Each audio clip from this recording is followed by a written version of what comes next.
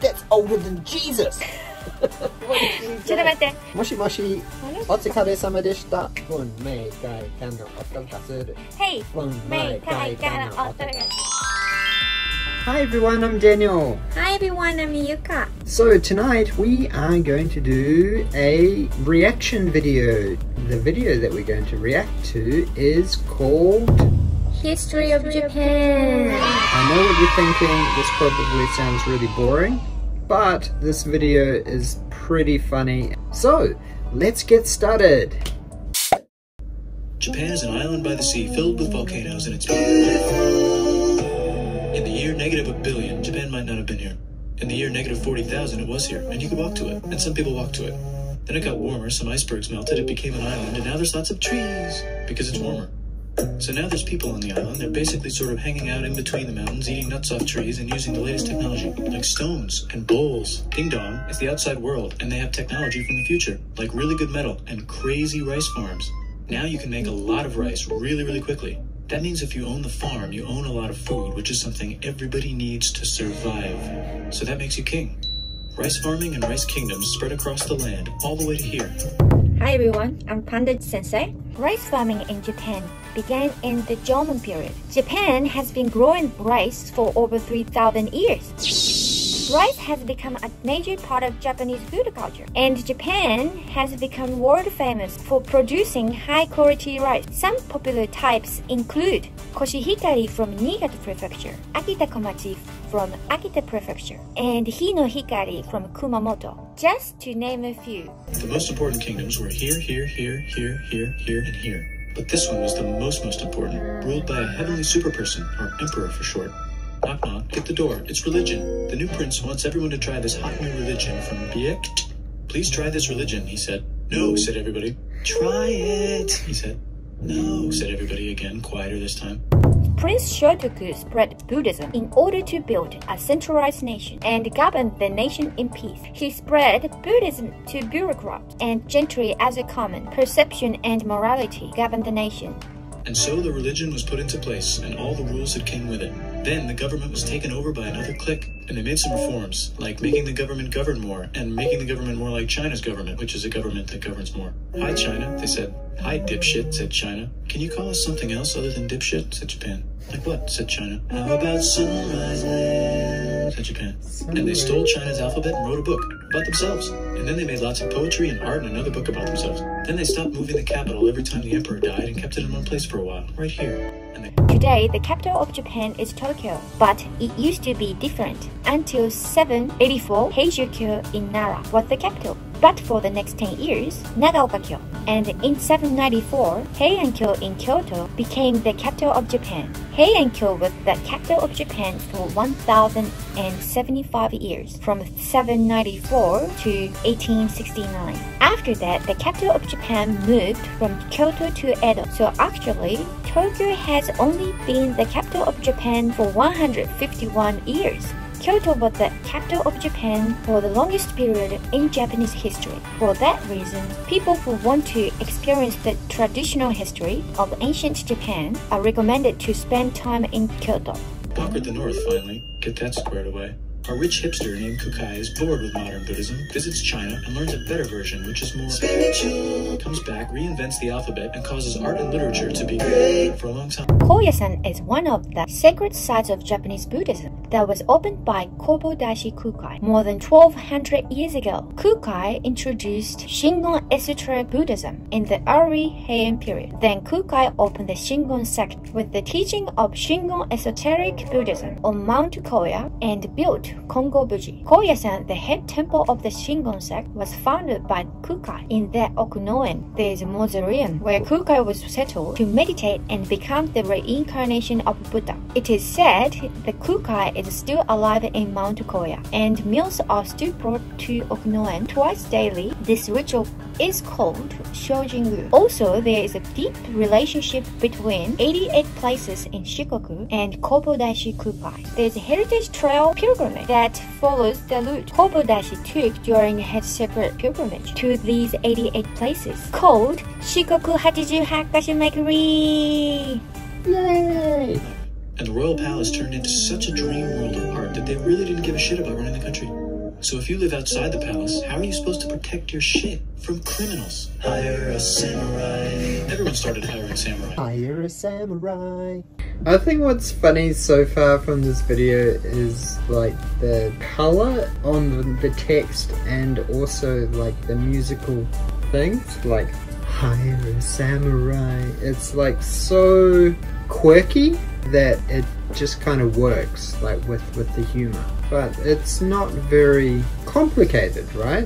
I'll explain a little bit more about samurai. The origin of the word samurai means servant of the people. Therefore, a samurai who is involved in the military and does not have a specific master, no matter how good he is in martial arts, is called a ronin. Only samurai are allowed to ride horses.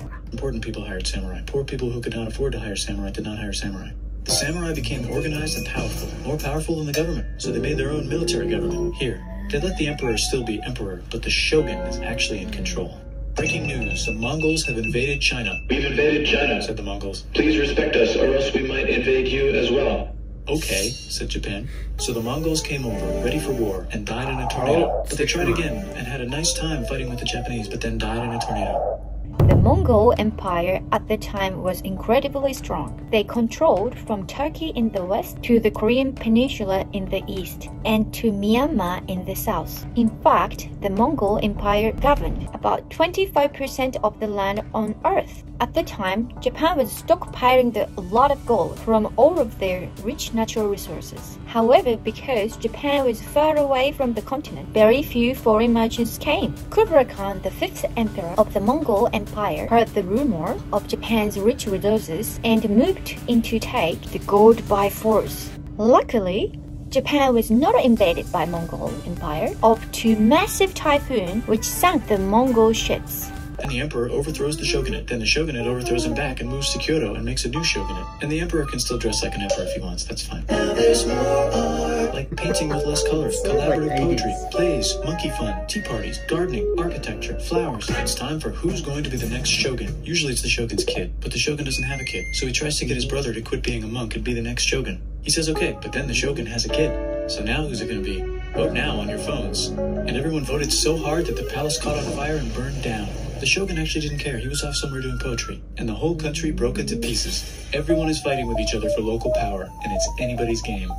The tendency to win power by force spread, and Sengoku warlords were born in many places. The trigger was the loss of authority of the Muromachi shogunate due to the Oni War. The lords who had avoided the conflict until then began to fight in various places to expand their land, aiming to become the lord of the entire country.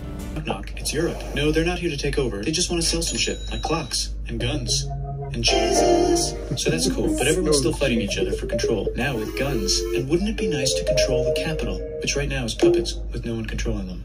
This clan is ready to make a run for it, but first they have to trample this smaller clan, which is in the way. Surprise, the smaller clan wins, and the leader of that clan steals the idea of invading the capital and invades the capital. And it goes very well. He's about halfway through conquering Japan when someone who works for him kills him, and then someone else who works for him kills them. And that guy finishes conquering Japan. And then he confiscated everybody's swords and made some rules. And now I'm going to invade Korea and then hopefully China, he said, and failed, and also died. But before he died, he told these 5 guys to take care of his 5-year-old son until he's old enough to be the next ruler of Japan. And the 5 guys said, yeah, right, it's not going to be this kid. It's going to be one of us, because we're grown-ups. And it's probably going to be this guy, who happens to be way more rich and powerful than the others. Who was it? Trump. I don't know why Trump is just gay. Well, Support him, but a lot of people support not supporting him. They have a fight, and he wins, and starts a new government, right here. And he still lets the emperor dress like an emperor, and have very nice things. But don't get confused, this is the new government, and they are very strict. So strict they close the country. No one can leave, and no one can come in. No one can leave. Generally, the period from the ban on Portuguese ships in 1639 to the conclusion of the Convention of Kanagawa in 1854 is called Sakoku, which means isolation. Isolation. This period of sakoku lasted over 200 years. There are two reasons why Japan adopted the policy of isolation. One was the removal of Portuguese and Spanish traders from Japan. Next was a ban on Christianity. The shogunate disliked the ambition of these two countries for expanding their territory while practicing a banned religion and carried out a thorough removal of foreigners. During the isolation period, Netherlands and China were allowed to continue trading. The trading ports were limited to Matsumoe, Satsuma, and Tsushima, as well as Dejima in Nagasaki. If they want to buy and sell shit, but they have to do it right here. Now that the entire country was not at war with itself, the population increased a lot. Business increased, schools were built, roads were built, everyone learned to read, books were published, there was poetry, plays, sexy times, puppet shows, and Dutch studies. People started to study European science from books they bought from the Dutch. We're talking geography, skeletons, physics, chemistry, astronomy, and maybe even electricity. Over time, the economic and cultural prosperity began to gradually slow down. Knock knock. It's the United States, with huge United States game. America came. with guns, gunboats. Open the country. Stop having it be closed, said the United States. There was really nothing they could do, so they signed a contract that lets the United States, Britain, and Russia visit Japan anytime they want. Choshu and Satsuma hated this. That sucks, they said. This sucks. And with almost Satsuma. Yep, my hometown is Satsuma. Yeah, Kagoshima. So. very little outside help, they overthrew the shogunate, somehow made the emperor again, and moved him to Edo, which they renamed Eastern Capital. The Meiji Restoration refers to the flow of modernization in Japan, such as the end of the samurai era, which lasted 700 years from the Kamakura period, and the revival of politics by the emperor. The modern era of Japan began with the Meiji Restoration, and Japan rushed to become a world power. They made a new government, which was a lot more Western. They made a new constitution that was pretty Western, and a military that was pretty Western. And do you know what else is Western? That's right, it's conquering stuff. So what can we conquer? Korea. They conquer Korea, taking it from its previous owner, China, and then go a little bit further. And Russia rushes in out of nowhere and says, "Stop, no, you can't take that. We were going to build a railroad through here to try to get some warm water." And Russia builds their railroad, supervised by a shit ton of soldiers. And then when the railroad was done, they downgrade it to a fuck ton. Did I say downgrade? I meant upgrade. And Japan says, "Can you maybe chill?" And Russia says, "How about maybe you chill?" Japan is kind of scared of Russia. You'll never guess who's also kind of scared of Russia. Great Britain. So Japan and Great Britain make an alliance together so they can be a little less scared of Russia. Feeling confident, Japan goes to war against Russia, just for a moment, and then they both get tired and stop. It's time for World War I. The world is about to have a war, because it's the 1900s and weapons are getting crazy, and all these empires are excited to try them out on each other. Meanwhile, Japan has been enjoying conquering stuff and wants more. And the next thing on their list is this part of China and lots of tiny islands. All that stuff belongs to Germany, which just had war declared on it by Britain, because Britain was friends with Belgium, which was being trespassed by Germany in order to get to France to kick France's ass, because France is friends with Russia, who was getting ready to kick Austria's ass, because Austria was getting ready to kick Serbia's ass, because someone from Serbia shot the leader of Austria's ass. Or actually shot him in the head. And Britain is currently friends with Japan, so you know what that means. Duh, Japan should take the islands. Which they wanted to do anyway, so they called Britain on the telly to sort of let them know. And then they did it. And they also helped Britain a little here and there with some errands and stuff. Now the war is over, and congratulations, Japan, you technically fought in the war, which means you get to sit at the negotiating table with the big dudes, where they decided who owns what. And yes, Japan gets to keep all that shit they stole from Germany. You also get to join the post-war mega alliance, the League of Nations, whose mission statement is to try not to take over the world. The Great Depression is bad, and Japan's economy is now crappy, but the military is doing just fine, and it invades Manchuria. In the League of Nations, it's like, "No, don't do that. If you're in the League of Nations, you're not supposed to take over the world." And Japan said, "How about I do anyway?" And Japan invaded more and more and more. The thing what I like is how it just has all these little kind of jingles. So it's like, how about I do it anyway? Right? More of China, and was planning to invade the entire East. You've got mail. It's from Germany, the new leader of Germany. He has a cool mustache and he's trying to take over the world and needs friends. This also got forwarded to Italy. They all decided to be friends because they had so much in common. It's time for World War II. Germany is invading the neighbors. Then they invade the neighbors' neighbors. Then the neighbors' neighbors' neighbors, who happened to be Britain, said, "Holy shit." And the United States started helping Britain because they are good friends, and started not helping Japan because they're friends and our friends are not friends. Plus they're planning on invading the entire ocean. The United States is also working on a large, very huge bomb, bigger than any other bomb ever, just in case. But they still haven't joined the war. War looks bad on TV, and the United States is really starting to care about their image. But then Japan spits on them in Hawaii and challenges them to war, and they say yes. And then Germany, as a symbol of friendship, declares war on the United States also. So the United States goes to war in Europe, and they help the gang chase Germany back into Germany. And they also start chasing Japan back into Japan. And they haven't used the bomb yet, and are curious to see if it works, so they drop it on Japan. They actually dropped 2.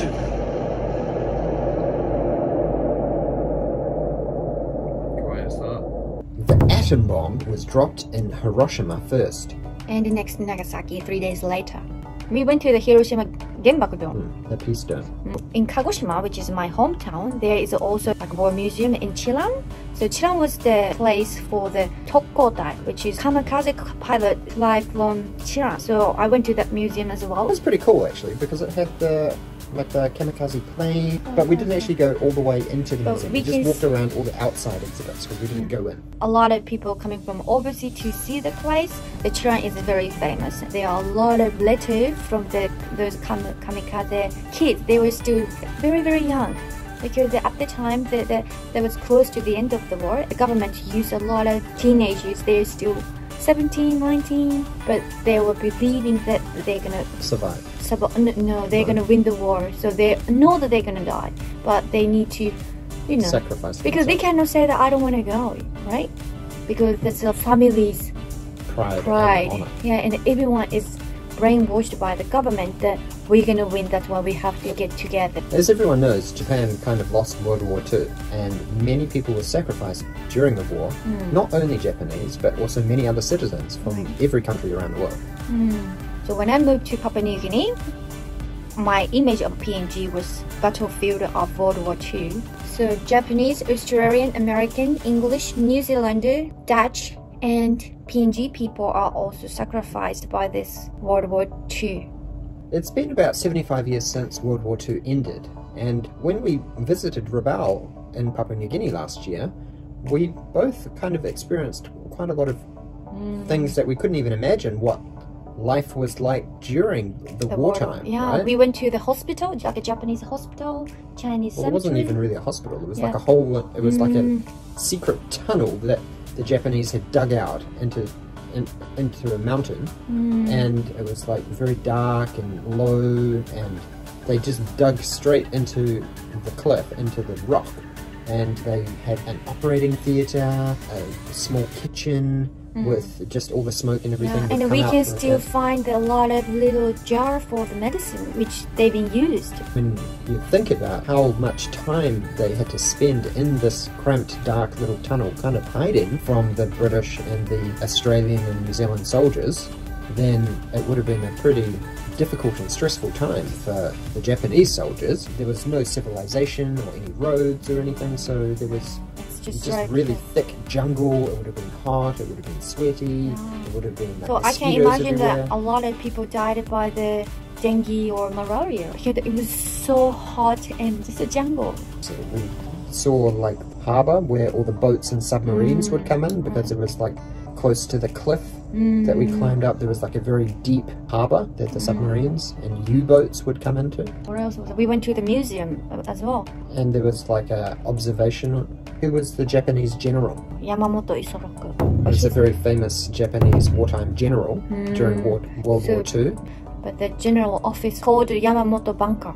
So we went down underground into this big cavern that had been dug out underground. But there's no window, there's no windows, air. no air, so very still, very hot. Yeah, but I saw some documentary about the World War II from Japanese side, and they said that the Yamamoto Isoroku know the Japanese side is going to lose this war, because if America is here, or like the American side is here, Japan is not, they don't have any technology. And but he went to America, and he already saw that how technology is way more advanced, but he couldn't say that because all the atmosphere of Japan was totally for the war. After World War I, they became patriotic and confident, arrogant and confident. As Bart Simpson would say, war is hell, man.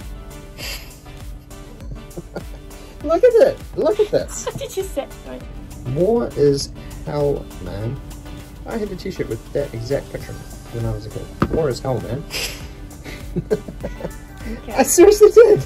That sort of learning about history of war, I think, is quite important for the younger generation now, because if they don't understand the mistakes that were made in the past, then those mistakes will be repeated in the future. And as long as we can learn from those mistakes that were made, then hopefully the future generation is hope, and then we won't have to experience a world war. Right. Because I'm Japanese, Daniel is Kiwi. Now we're married. Now it's a different time, isn't it? We must never forget the soldiers that have fallen.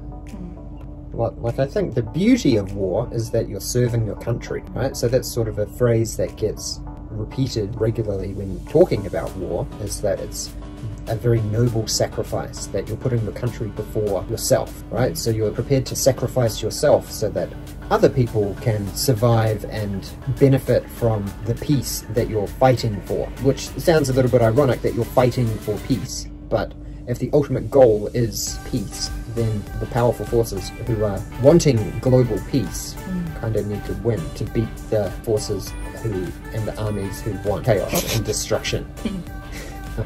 The United States installed a new government, inspired by the United States government, with just the right ingredients for a post-war economic miracle. And Japan starts making TVs, VCRs, automobiles, and camcorders as fast as they can, and also better than everybody else. They get rich, and the economy goes wild, and then the miracle wears off. But everything's still pretty cool, I guess. Bye. Okay, so that's sort of only going up to the 1990s, right? I kind of like to see a sequel. Like, if that's only up to 1990, then there's quite a lot that's happened in Japan's history in the last 30 years. So that's sort After of... 1990. 30 years is a really long time in True. history of a country, right? So a lot of stuff has happened in Japan over the last 30 years. 1986 to 1991. So 1990 was the most Japan was the good time for the economy. Japan was kind of on top of the world. They were crushing it with like technology and cars and everything. And they were becoming a superpower. But then everything kind of collapsed when the bubble popped in 1992. And then Heisei era was sort of tarnished with this negativity from 1992 until the emperor stood down in 2019, and it became the Reiwa era. So during that time there was a lot of low population growth. Japan started to get a lot more social issues.